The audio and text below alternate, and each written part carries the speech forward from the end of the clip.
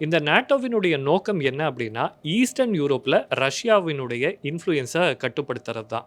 நாட்டோவால உருவாக்கப்பட்ட ஒரு ஆக்டிவிஸ்ட் தான் கந்தர் ஃபெல்லிங்கர். உக்ரைன் வந்து நாட்டோல இணையணும் அப்படின்னு எடுக்கப்பட்ட முடிவுல இவருடைய பங்கும் இருக்கு அப்படின்னு சொல்லப்படுது. இதனால தான் ரஷ்யா, உக்ரைன் வாரே தற்போது நடந்து கொண்டு வருகிறது. தற்போது இந்த கந்தர் ஃபெல்லிங்கர் தன்னுடைய பார்வைய இந்தியா பக்கம் திருப்பியிருக்காரு. இந்தியால குழப்பத்தை ஏற்படுத்தணும் அப்படின்ற நோக்கத்தோட இவர் வெளியிட்ட ஒரு ட்வீட் அப்படின்றது தற்போது சர்வதேச அளவுல வைரல் ஆயிட்டே வருது. அதாவது இந்தியான்ற நாட்ட 5 துண்டுகளா பிரிக்கணும் அப்படின்னு சொல்லிட்டு ஏற்கனவே வெஸ்டர்ன் டீப் ஸ்டேட் ஒரு மிகப்பெரிய திட்டத்த போட்டிருந்தாங்க.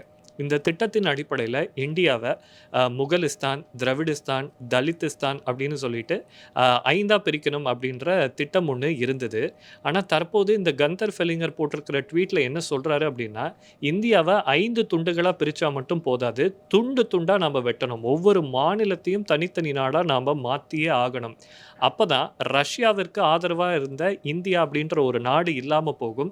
அதனுடைய மார்க்கெட்ட நம்பளால கேப்சர் பண்ண முடியும் அப்படின்னு அதிர வைக்கும் ஒரு ட்வீட்ட வந்து அவர் போட்டிருக்காரு. ஸோ இந்த மேப்போட பேர் என்ன அப்படின்னு பார்த்தா, த ரியாலிட்டி ஆஃப் இந்தியான்னு இருக்கு. இத உருவாக்குனது யாரு அப்படின்னு பார்த்தா, சையத் அலி ஹசன் ஜாஃப்ரி அப்படின்னு ஒரு பேரும் அதுல வந்து குறிப்பிடப்பட்டிருக்கு.